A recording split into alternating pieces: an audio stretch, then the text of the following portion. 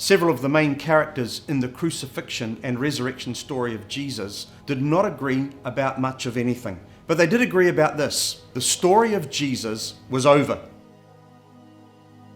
Pontius Pilate believed that he was the final word on all things that happened in his region. If he decided an innocent man needed to die to keep peace, so be it. He handed Jesus over to be crucified. Pilate issued his final instructions to the religious leaders. Take a guard. Go and make the tomb as secure as you know how. Pilate was certain that he was the final authority on the story of Jesus. Mary, mother of Jesus, understood the anguish of seeing a loved one suffer. She was there, near the cross, as Jesus took his last breath. Filled with despair, Mary was certain that his excruciating death was the final chapter of the story of Jesus. Peter knew his ministry was over, and in truth, he knew it deserved to be. After all, he had denied Jesus not once, not twice, but 3 times. Peter had never known utter despair like this.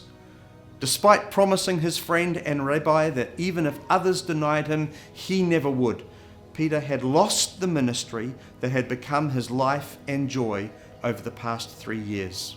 With his friend's public death on the cross, combined with his own repeated denial of being one of his disciples, Peter believed his part in the story of Jesus was now over.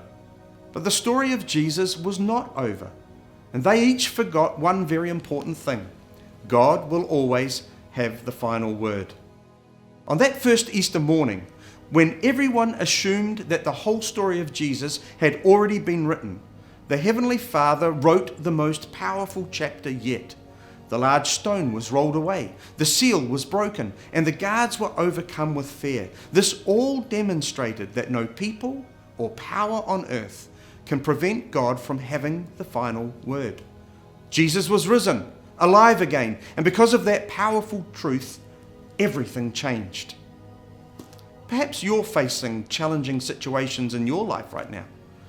Be assured of this: when you put your trust and confidence in Him, God will have the final word, and no enemy or circumstance can stand against Him. Perhaps someone you love is suffering deeply, and you feel inadequate to relieve their pain or heal their hurt. Remember, God will always have the final word, and it will be a powerful word of restoration and renewal. And who knows, perhaps like Peter, you will discover your most impactful ministry is yet to come. Easter proclaims to us that the story of Jesus is not over. God always has and always will have the final word.